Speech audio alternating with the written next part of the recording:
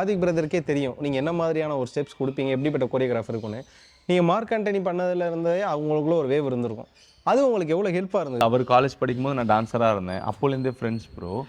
அவருக்கு வந்து என்னை டான்ஸ் மாஸ்டர் ஆக்கணும்னு ஆசை. ஓகேங்களா. த்ரிஷால் நயன்தாரால தான் அவர் வந்து அவர் என்னை கேட்டார் மாஸ்டர் ஆவிட அப்படின்னு. பட் நான் வந்து ஒரு film is a history bro எப்பயுமே. பட் நம்ம முறையாக இன்னும் ட்ரைனிங் இல்லாமல் இருந்தால் அது தப்பு. முழுமையாக கற்றுக்கிட்டு வரணும். இல்லை பொறுமையாக இல்லை. அந்த டைமில் ஐ வாண்ட் சம் ட்ரைனிங். அப்போ ராஜு மாஸ்டர் கிட்ட வந்து ஒர்க் பண்ணிகிட்டு இருந்த டைம். ஸோ எனக்கு அந்த டைம் ஏன்னா 22 இயர்ஸ் எனக்கு அப்போது. அவருக்கும் சரி எனக்கும் சரி. அப்போ அவர் டைரக்ட் பண்ணுறாங்க, நம்ம டான்ஸராக இருக்கும். ஸோ நான் அதுக்கான மெச்சூரிட்டி எனக்கு தேவை அப்படின்னு நான் சரி இல்லைப்பா எனக்கு இன்னும் கற்றுக்கணும் ஆசை இருக்குன்னொன்னே ஓகே ஃபைன்.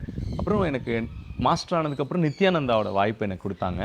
ரொம்ப கஷ்டமான ஒரு சாங் இருக்குது ப்ரோ அதில். அது வந்து பட் அந்த படம் வந்து முடியல. அது என்ன ப்ராசஸ்ன்னு தெரியல. I think I don't know what's happening.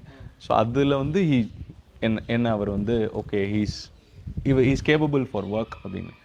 அதுக்கப்புறம் வந்தது தான் மார்க் ஆண்டனி. மார்க் ஆண்டனியில் வந்து ரொம்ப கஷ்டமான ஒரு சாங், அந்த சாமி சாங்.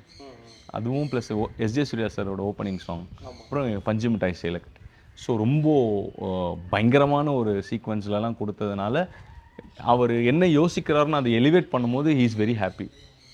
அதுக்கு மாஸ்டர் இப்படி ஒன்று பண்ணலாம் சார், இப்படி பண்ணலாம் அப்படின்னு. ஆமாம் இப்படி வரலாம்லன்னு சூப்பர்.